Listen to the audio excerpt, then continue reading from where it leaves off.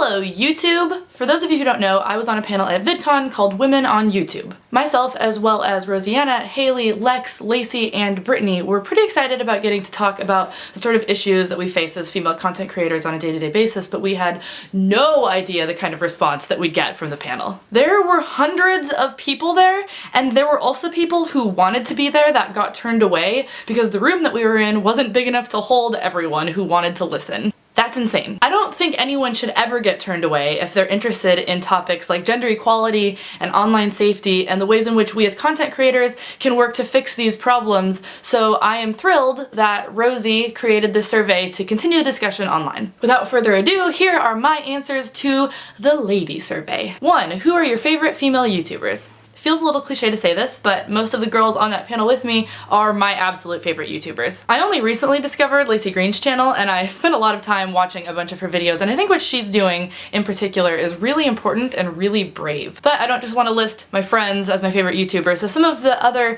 lesser known people that I've been watching lately who are female are Just Kiss My Frog, Jen Penn, Cortoon13, and Poland Bananas 20. They're all really spunky, fun, smart girls, and I enjoy all of their channels for very different reasons. 2. Who are your favorite female athletes?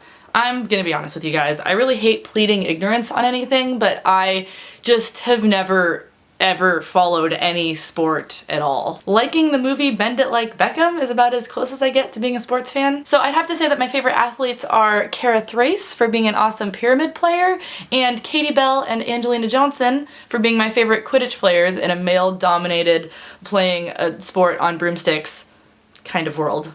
3. What is your favorite book with a female protagonist written by a female? I think I need to revisit my childhood here. My absolute favorite books growing up were the Babysitter's Club books by Anne M. Martin, the Sweet Valley books by Francine Pascal, and the Sisterhood of the Traveling Pants books by Anne Brashares. Because I grew up reading these types of books, I feel like I had a lot of really strong female role models, be it the characters in the books or the women writing them. 4. What is your favorite film written by a female with a female protagonist? This was a little bit more difficult, actually. I happened to rewatch a favorite movie of mine the other night, which is Ramona and Beezus. This movie is so sweet and so smart and so funny and so touching all at the same time. Not only is a screenplay written by a woman named Laurie Craig, but the movie is based on the book Beezus and Ramona by the wonderful Beverly Cleary. 5. Who is your favorite female fictional character?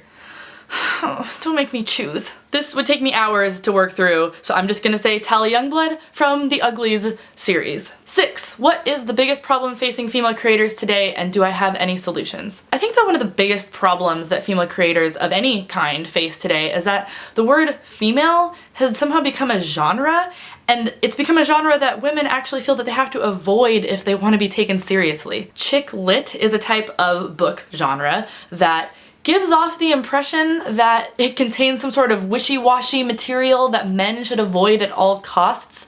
Not true, just means books about women. Women's cinema is a genre that female writers and directors sometimes feel that they get stuck in as this sort of marginalized subgroup of the larger film world. Why? J.K. Rowling was advised to go by her initials so that book browsers wouldn't immediately know that she was a woman and be turned off of reading her series. Virginia Woolf once said, "For most of history, Anonymous was a woman." This is true, and it's so sad. I don't understand why the word woman has to mean something lesser than the word man, and more importantly, why we feel we have to put this qualifier on art to differentiate it between what's normal or created by men. Just because we understand and feel our emotions more strongly, or birth children, or have a period, doesn't mean we can't create things with substance. This one's complicated, I'm gonna read it off of here.